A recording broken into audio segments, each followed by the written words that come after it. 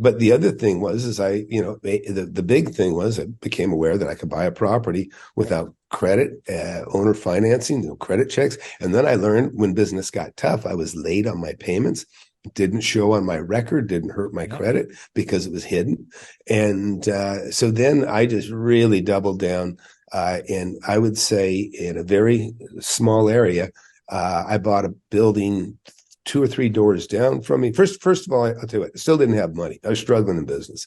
So I took a partner and I would find a deal and I'd say, hey, and we're talking buying stuff anywhere from 20, maybe 35 to 70,000. And so I started finding some little deals and we'd buy it and then sell it and then buy it. And then one of them, he said, I want to keep it. I said, well, there's 15 grand here. Give me 7,500. And, and I took him. And then pretty soon I had about 30, 40 grand just off that dealing that I did with him. And then I found an FHA loan, found an FHA property and a really good deal. It was like, I don't know, 34,000. I could sell it for maybe 56 or something. But the beautiful thing about FHA loans at that time, now we're about 1983. Okay, because I want to keep you in the 80s here. Yeah.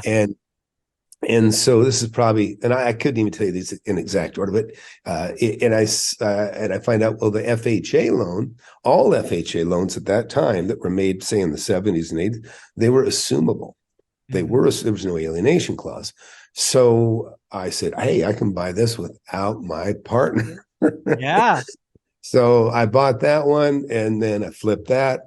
And then I graduated to, I found another real nice building. I found a building, again, all these are a rock's throw from each other, I mean, like a rock's throw, literally.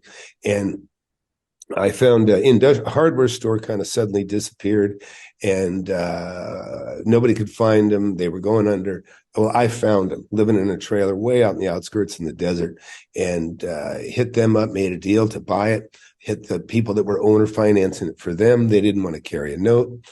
So I'm like, I got to get the money, but I got the rights to buy it. I figured it was worth 220. I was buying it for about 150. So who has money? Of course, my old employer, right? So I looked at my old employer, John Brooks, really great guy, rest in peace. He died too young, but really, really great guy. And so I said, hey, John, man, come look at this thing. And when John died, by the way, he was probably worth $100 million in real estate. And this is probably 20 years ago when he died. And so I said, John, please come out.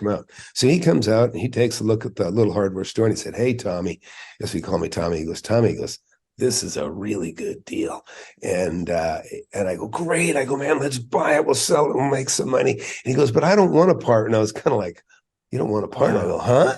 And he goes, hey, how about I just give you $20,000 and I'll just buy it by myself. Okay. And I'm like, oh, that's a fantastic idea. Yes, let's do it. Yeah, exactly. And so that introduced me to what people call wholesaling now. Yeah. I call it just assignments. It's chapter in my book is assignments.